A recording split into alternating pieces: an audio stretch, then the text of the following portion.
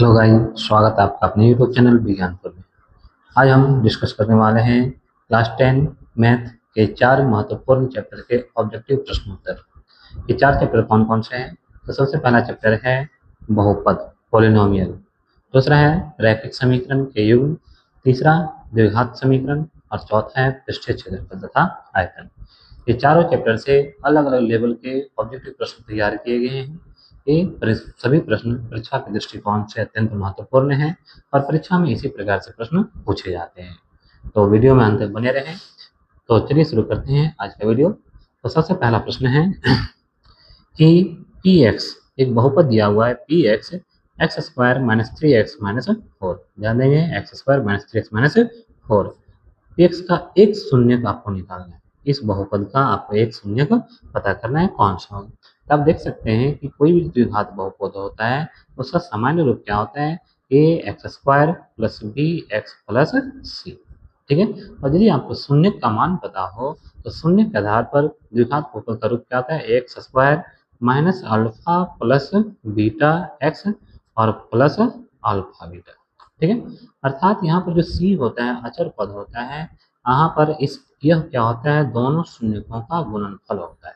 ठीक है, यहाँ देख सकते हैं कितना है, 4 दिया हुआ है और 4 के लिए गुणनखंड तोड़ा 2 गुना 2। अब देख सकते हैं कि यहाँ पर ये 2 और 2 से क्या -3 आता है, क्या नहीं आता है। इसको आपको किस में तोड़ना पड़ेगा, 4 और 1 में तोड़ना पड़ेगा। ठीक है, तभी 4 और 1 से आपका 3 आ सकता है। इस प्रकार से आप देख सकते हैं शून्य क्या होगा, हमारा 4 होगा और 1 होगा।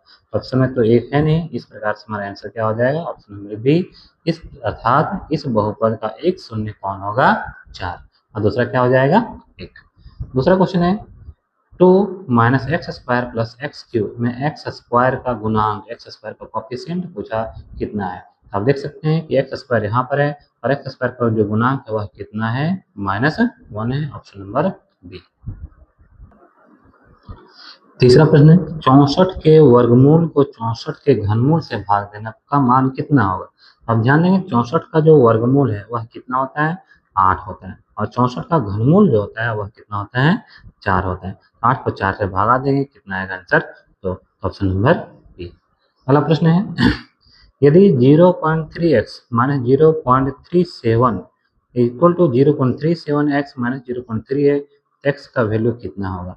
ध्यान देंगे इस 0.37x को है, इसको इधर लाएंगे और 0.37 को उधर ले जाएंगे, अर्थात कितना होगा, 0.3x minus 0.37x is equal to -0.3, ये माइनस है उधर के क्या होगा, प्लस 0.37। अब 0.3x में 0.37x को माइनस कर देंगे तो यहाँ पर कितना आएगा, 0.3x में 0.37x माइनस करेंगे तो आ जाएगा -0.07x इज इक्वल टू, इधर देखेंगे -0.3 में प्लस 0.37 करेंगे, इधर आ जाएगा 0.07। ठीक है, अब ये देख सकते हैं 0.07 0.07 दोनों कट जाएगा, इक्वल टू क्या होगा, -x इक्वल टू 1, इसीलिए x इक्वल टू -1। हमारा आंसर हो जाएगा ऑप्शन नंबर ए। अगला क्वेश्चन है A X square plus A x minus b equal का शून्य क्या दिया हो, बराबर, और चिन्ह क्या बोला है, विपरीत बोला है। ठीक है, और ऐसा कब होता है, जब आपका यह कैसा समीकरण हो, शुद्ध द्विघात समीकरण होगा तब, यह शुद्ध द्विघात बहुपद होगा तब। अर्थात ये जो टर्म है यहाँ पर आपको हटाना है, अर्थात इसको 0 करना है। और ये 0 कब होगा, जब ए का वैल्यू कितना होगा, 0। जब ए का वैल्यू 0 हो जाएगा तब यह 0 होगा, और इस प्रकार से x square minus b equal to 0, x equal to क्या हो जाएगा, बी, और इसलिए x equal to plus minus b, अर्थात यहाँ पर हमारा ए का वैल्यू कितना होगा, 0 होगा। ठीक है, नेक्स्ट, यदि बहुपद P का एक गुणनखंड x प्लस 2 है तो बहुपद का एक शून्य क्या होगा। ध्यान देंगे x प्लस 2 यह गुणनखंड है, इसका मतलब x प्लस 2 इक्वल टू 0, इसीलिए x इक्वल टू -2, x का मान कितना होगा, -2 होगा। नेक्स्ट, अगला प्रश्न है एक घात वाला बहुपद क्या कहलाता है, ऐसा बहुपद जिसका घात डिग्री कितना हो, 1 हो, उसको लीनियर पॉलिनोमियल रैखिक बहुपद कहते हैं। ठीक है, नेक्स्ट अगला प्रश्न है कौन रेखीय बहुपद व्यंजक है। ध्यान देंगे कौन रैखिक बहुपद, वो पूछा गया।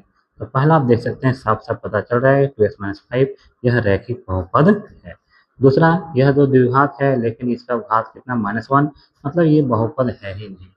तीसरा, ये द्विघात बहुपद है और ये कैसा है, त्रिघात बहुपद है। तो रैखिक बहुपद हमारा कौन सा हो जाएगा, 2x - 5।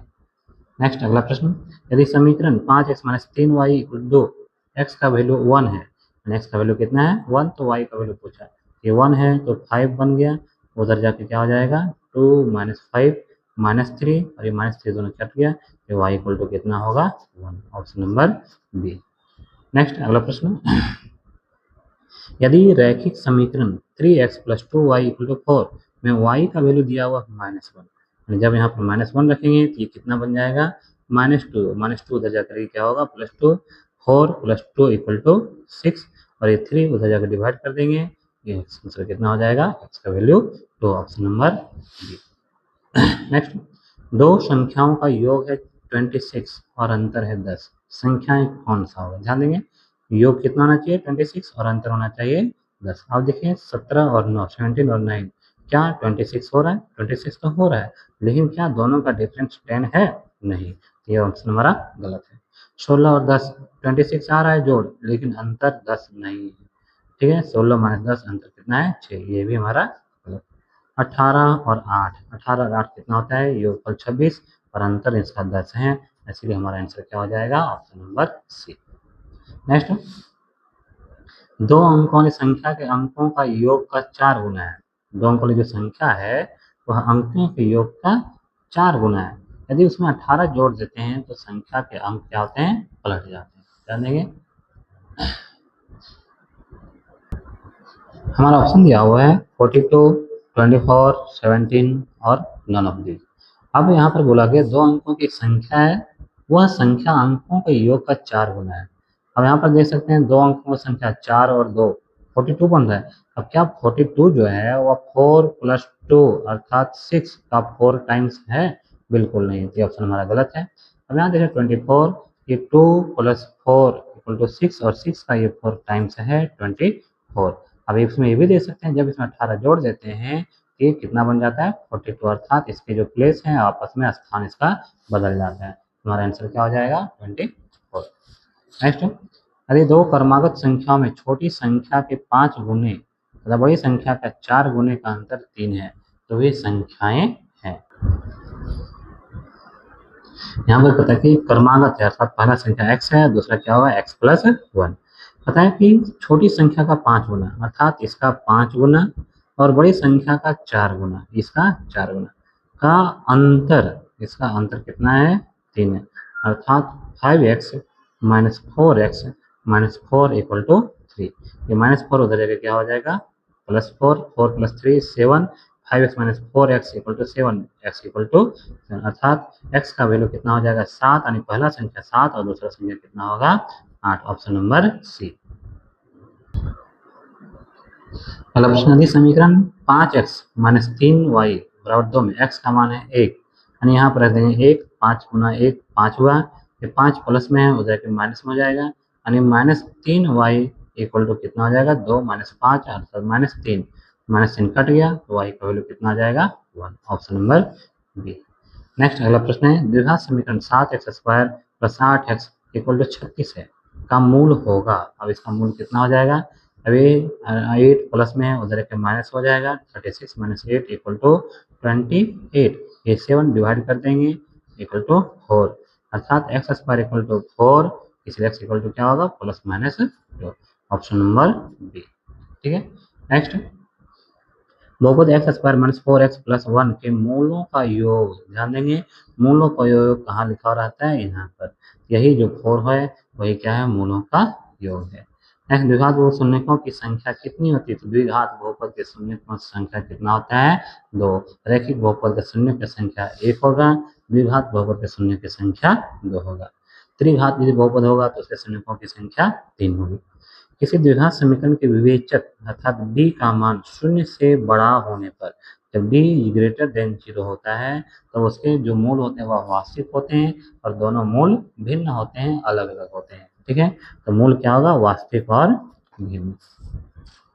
नेक्स्ट, समीकरण ax² + bx + c के मूल समान होंगे यदि b² = 4ac, ac = 0, b square plus a c, b square plus 4ac equal to 0।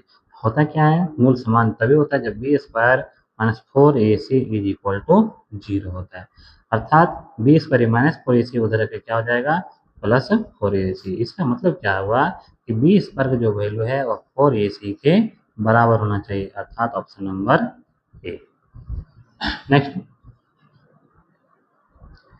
अगला प्रश्न है, यदि x बटा 5 इक्वल टू 5 बटा x है तो x का मान पूछा कितना होगा। एक क्रॉस मल्टीप्लाई करेंगे तो एक्स स्क्वायर इक्वल टू कितना 25, इसलिए x equal to under root 25, और 25 का जो रूट होता है वह क्या होता है, plus minus 5। Option number d होगा आंसर। ठीक है। नेक्स्ट द्विघात समीकरण x square by 4 equal to 9 का हल होगा। ये 4 इधर मल्टीप्लाई हो जाएगा, कितना हो जाएगा 36, और 36 का जो रूट होता है वह क्या होता है, plus minus 6। Option number. Next द्विघात समीकरण 3x square minus 5x plus 2 के विविक्त कर का मान, अर्थात इसमें b का मान आपको निकालना है। b इक्वल टू क्या होता है, b square minus 4ac। b का वैल्यू कितना है, माइनस 5 का square minus 4 into a into c. ठीक है, माइनस 5 का स्क्वायर कितना हो जाएगा 25, 4 के 12 24, 24, 25 माइनस 24 इज इक्वल टू 1। अर्थात हमारा आंसर क्या हो जाएगा, ऑप्शन नंबर ए। नेक्स्ट अगला प्रश्न है, यदि समीकरण 2x square minus 8x plus के इक्वल टू 0, यह द्विघात समीकरण इसका मूल क्या दिया हुआ है, बराबर है, तो k का मान क्या होगा। ध्यान देंगे, जब द्विघात समीकरण के मूल बराबर हो तो क्या होता है, b square minus 4ac equal to क्या होता है 0 होता है। b का वैल्यू कितना है, माइनस 8 का स्क्वायर, माइनस 8 का स्क्वायर कितना हो जाएगा 64, माइनस 4 इंटू ए का वैल्यू दिया हुआ है 2 इंटू सी का वैल्यू दिया हुआ है के। ठीक है, अभी माइनस 4 8 के यानी 64 इक्वल टू 8 के, इसलिए के इक्वल टू क्या हो जाएगा, कट जाएगा, यानी के का वैल्यू 8। ऑप्शन नंबर डी हमारा उत्तर हो जाएगा। ठीक है। नेक्स्ट, किसी गोले के पृष्ठीय क्षेत्रफल और उसी त्रिज्या के एक अर्ध गोले के कुल पृष्ठीय क्षेत्रफल का अनुपात कितना होगा। ध्यान देंगे, गोला का जो पृष्ठीय क्षेत्रफल होता है वो होता है 4 pi R square, 4 pi R square, और उसी त्रिज्या के एक अर्ध गोले का कुल पृष्ठीय क्षेत्रफल होता है 3 पाई आर स्क्वायर। इस प्रकार से इसका रेशियो कितना हो जाएगा 4:3। Option number D. अगला प्रश्न है, किसी शंकु के आधार की त्रिज्या और ऊंचाई समान है। ध्यान देंगे, आधार की त्रिज्या और ऊंचाई क्या है, समान, अर्थात आर और एच दोनों इक्वल है। इस प्रकार से एच की जगह पर भी हम क्या ले सकते हैं, आर ले सकते हैं। उसका आयतन और उसी त्रिज्या और एक गोले के आयतन का अनुपात पूछा, तो शंकु का आयतन क्या होता है 1/3 पाई आर स्क्वायर एच, और एच की जगह पर हम क्या ले लेंगे, आर ले लेंगे। इस प्रकार से यहाँ पर क्या हो जाएगा, एच को जब आर ले देंगे, आर स्क्वायर और आर दोनों मिलकर क्या हो जाएगा आर क्यूब, और गोला का आयतन क्या होता है 4/3 पाई आर क्यूब। ये 3 और 3 भी कट गया, पाई आर भी कट गया, 1/4, यानी रेशियो कितना होगा 1:4 होगा। Option number A. अगला प्रश्न है, एक घनाभ के 3 कोण 3, 4 और 5.5 सेंटीमीटर, इसका आयतन पूछा कितना होगा। ठीक है, क्या होता है LBH, 3 × 4 × 5.5 12 66, यानी आंसर क्या हो जाएगा बी ऑप्शन 66 सेंटीमीटर। नेक्स्ट, एक वर्गाकार कमरे का आयतन है 100 घन मीटर, इसका ऊंचाई दिया हुआ है 4 मीटर, तो इसकी लंबाई क्या होगी। वर्गाकार दिया हुआ है तो ध्यान देंगे, यानी L और B ये दोनों आपस में इक्वल है, और H का वैल्यू दिया हुआ है, और इसका आयतन कितना है 100। ठीक है, तो H का मान दिया हुआ है 4, इधर आ जाएगा अर्थात 25। L और B दोनों का मल्टीप्लीकेशन कितना है 25, और ये दोनों आपस में इक्वल है, वर्ग है, अर्थात A स्क्वायर इक्वल टू 25। इस प्रकार से A का जो वैल्यू होगा वह कितना होगा 5 मीटर। नेक्स्ट, किसी घन का संपूर्ण पृष्ठ क्षेत्रफल 24 वर्ग सेंटीमीटर है, घन का संपूर्ण क्या होगा 6a स्क्वायर इक्वल टू 24, तो उसका प्रत्येक कोण की लंबाई a स्क्वायर इक्वल टू कितना हो जाएगा, और a इक्वल टू कितना 4 का वर्गमूल 2। ठीक है, तो उसका प्रत्येक कोण की लंबाई, प्रत्येक भुजा की लंबाई कितना 2 सेंटीमीटर। किसी आयत को उसकी भुजा के परितः घुमाने पर, ध्यान देंगे ये आयत है और इसको एक भुजा के चारों ओर यदि इसे घुमा दें तो क्या बन जाएगा, एक प्रकार का ये बेलन बनता है। ठीक है, तो आयत को उसके भुजा के परितः घुमाने से निर्मित आकृति क्या होगी, एक बेलन होगी। बराबर आयतन एवं आधार के वृत्ताकार समबेलन और लंबवृत्तीय शंकु की ऊंचाइयों का अनुपात क्या होगा। अर्थात आपको यहाँ पर दिया हुआ है एक बेलन है, ठीक है, आधार का समबेलन आदमी पाई आर स्क्वायर एच, और एक शंकु है, उसका आधार आयतन बराबर है, आधार यानी व्यास त्रिज्या भी बराबर है, ऊंचाई अलग है। इसका क्या होगा, ये 3 पाई आर स्क्वायर एच। ठीक है, ये आर स्क्वायर भी कट गया, पाई भी कट गया। इस प्रकार से आप देख सकते हैं ऊंचाई का अनुपात कितना होगा, जो बेलन का आयत ऊंचाई और शंकु की ऊंचाई, इसका अनुपात हो जाएगा 1:3। ठीक है, हमारा ऑप्शन हो जाएगा ऑप्शन नंबर सी। अगला प्रश्न है, समान आधार और समान ऊंचाई, यानी आधार बराबर है, मतलब उसका त्रिज्या भी बराबर है और ऊंचाई बराबर है, उसका बेलन और अर्धगोला का आयतन का अनुपात। तो बेलन का आयतन क्या होगा, पाई आर स्क्वायर एच। ठीक है, और अर्धगोला का आयतन क्या होता है, 2/3 पाई आर क्यूब। अब यहाँ पर बोला कि ऊंचाई त्रिज्या के बराबर है, अर्थात ये आर, जब इसको लिखेंगे ये आर क्यूब हो जाएगा, तो पाई और पाई कट जाएगा, आर क्यूब भी कट जाएगा। ठीक है, बच जाएगा क्या, 1/2/3। इस प्रकार से हमारा आंसर 3 ऊपर जाएगा, 3 option number c. Next, 7 centimetre त्रिज्या वाले अर्धगोले का कुल पृष्ठीय क्षेत्रफल, अर्धगोला है, कुल पृष्ठीय क्षेत्रफल क्या होता है, 3 pi R square. 3 into 22/7 into R का वैल्यू कितना है, 7 गुना 7, 7 कट गया, 22 गुना 7 गुना 3। इसमें देख सकते हैं ऑप्शन जो दिया हुआ वो पाई में ही दिया हुआ है। ठीक है, अर्थात आपको पाई का वैल्यू नहीं रखना है। इस प्रकार से हमारा क्या बन जाएगा, 3 into pi R square, R का वैल्यू दिया हुआ 7, 7 का स्क्वायर कितना हुआ 49, 49 इंटू 3 इक्वल टू 147 पाई। ठीक है, 147 पाई सेंटीमीटर स्क्वायर, उसका कुल पृष्ठीय क्षेत्रफल टोटल सरफेस एरिया हो जाएगा। नेक्स्ट, आर त्रिज्या वाले गोले का आयतन, गोला का आयतन का फॉर्मूला क्या होता है, 4/3 पाई आर क्यूब। ठीक है, यदि अर्धगोले की त्रिज्या आर हो और उसका संपूर्ण पृष्ठीय क्षेत्रफल क्या होगा, त्रिज्या आर है तो उसका संपूर्ण पृष्ठीय क्षेत्रफल क्या होता है, 4 पाई आर स्क्वायर। ठीक है, ऑप्शन नंबर सी। किसी घन के एक किनारा और एक विकर्ण की लंबाई का अनुपात, घन का जो किनारा होता है उसका विकर्ण, जो विकर्ण होता है उसके भुजा का √3 टाइम्स होता है। ठीक है, इस प्रकार से किनारा होगा 1 और उसका विकर्ण क्या होगा, √3, 1 इंटू √3, ऑप्शन नंबर ए। इस शंकु के आधार का क्षेत्रफल उसके आयतन के बराबर है। ध्यान देंगे, शंकु के आधार का जो क्षेत्रफल है अर्थात पाई आर स्क्वायर, वह उसके आयतन 1/3 पाई आर स्क्वायर एच के बराबर है। इसका ऊंचाई पूछा कितना होगा, हम देख सकते हैं ये पाई और पाई कट गया, आर स्क्वायर भी कट गया, ये 3 उधर चला जाएगा, यानी एच इक्वल टू कितना होगा, 3 इकाई 3 यूनिट। ठीक है, नेक्स्ट, यदि एक घन की भुजा ए सेंटीमीटर हो तो विकर्ण की लंबाई कितना होगा, अभी आपको बताया गया कि भुजा का √3 टाइम्स से, ठीक है, √3 टाइम्स होता है उसका विकर्ण की लंबाई। तुम्हारा ऑप्शन क्या हो जाएगा, ऑप्शन नंबर बी। नेक्स्ट, यदि अगला प्रश्न है, यदि घन का आयतन 216 सेंटीमीटर क्यूब है तो घन का किनारा कितना होगा, यानी आयतन जो है वो 216 है, इसका क्यूब रूट कर देंगे तो इसका भुजा निकल जाएगा। 216 का घनमूल कितना होता है, 6 सेंटीमीटर। ठीक है, नेक्स्ट, अगला प्रश्न है, द्विघात बहुपद x² + 99x + 127 के शून्यक हैं। ठीक है, इसके जो शून्यक होंगे, जब इसका शून्यक हम ज्ञात करेंगे तो यह दोनों शून्यक ऋणात्मक होगा। ठीक है, ऑप्शन नंबर। नेक्स्ट, अगला प्रश्न, यदि द्विघात बहुपद x² + 1a + 1x + b के शून्यक 2 और -3 है। ठीक है, तो a और b का मान आपको पूछा गया, तो आप ध्यान देंगे जब इसका मान शून्य दिया हुआ है 2, तो यहाँ पर x का वैल्यू कितना रखेंगे, 2 रखेंगे, और जब 2 जैसे रखेंगे 2 का स्क्वायर हो जाएगा कितना, 4 + a + 1, फिर यहाँ पर रखेंगे 2 + b। ठीक है, इक्वल टू 0, तो 4a मल्टीप्लाई करेंगे तो इससे एक रेखीय समीकरण बनेगा, और फिर दूसरा शून्य दिया हुआ -3, और इसको भी जब इसमें रख देंगे इसे एक और रैखिक समीकरण बनेगा, और जब इन दोनों रैखिक समीकरणों को हल करेंगे तो आपको ए और बी का मान मिल जाएगा।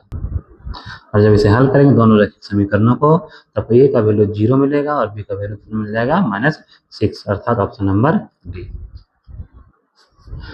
नेक्स्ट अगला प्रश्न है, यदि द्विघात बहुपद ax² + bx + c में c not equal to 0, c not equal to 0, यानी ये जो c का मान ये 0 नहीं है, ये शून्य के बराबर है, ठीक है, शून्य के बराबर है। और ऐसा कब संभव हो सकता है? ऐसा कब संभव हो सकता है? जब c और a यानी अचर पद और इसका x² का जो गुणांक है वह दोनों का चिन्ह एक ही होगा, तभी ऐसा संभव हो सकता है, ठीक है। यानी हमारा ऑप्शन क्या हो जाएगा? Option number D. नेक्स्ट अगला प्रश्न है, द्विघात बहुपद x² + 3x + k का एक शून्य है 2, तो k का मान कितना होगा? शून्य है 2, अर्थात x का वैल्यू जब 2 रखेंगे तो यह किसके बराबर हो जाएगा? 0 के बराबर। जैसे यहाँ 2 रखेंगे, 2 का स्क्वायर हो गया 4 + 3 × 2 + 3, 3 दूनी 6, 6 और 4 10, उधर जाके क्या हो जाएगा? -10, ऑप्शन नंबर बी, ठीक है। नेक्स्ट, दो अंक की संख्या के अंकों का योग 9 है और यदि इसमें 27 जोड़ दें तो संख्या के अंक क्या होते हैं? पलट जाते हैं, ठीक है। इसमें ऑप्शन से आप बना सकते हैं या रैखिक समीकरण से बना सकते हैं। ऑप्शन देखेंगे 63 है, और जब इसमें 27 जोड़ेंगे तो क्या अंकों के स्थान पलटेंगे? बिल्कुल नहीं। हमारा आंसर क्या होना चाहिए? 36। 36 में आप देखो जैसे ही 27 जोड़ेंगे ये कितना हो जाएगा? 63 बन जाएगा, यानी अंकों के स्थान आपस में पलट जाते हैं, ऑप्शन नंबर बी। नेक्स्ट है x + 2y + 5 = 0 और -3x - 6y + 1 = 0 के युग्म, ठीक है। अब इसका जो युग्म है वह कैसा होगा? इसमें देख सकते हैं a1 का वैल्यू कितना है? 1, और a2 का वैल्यू कितना है? -3, यानी a1/a2 क्या हो गया? 1/-3। b1 कितना है? 2, और b2 है -6, यानी जब इसको भी डिवाइड करेंगे तो ये भी हो जाएगा -1/3, यानी a1/a2 = दोनों आपस में इक्वल है, परंतु दोनों 5/1, ठीक है, -5/1 ये इसके बराबर नहीं है। और ऐसा कब संभव होगा? जब ये समांतर रेखा होगा, और इस प्रकार के समीकरण के कोई हल नहीं हो सकते हैं, ठीक है, अर्थात इन दोनों समीकरण का कोई हल नहीं होगा, ऑप्शन नंबर सी। नेक्स्ट, यदि दो रैखिक समीकरण का युग्म संगत है, तो रैखिक युग्म क्या है?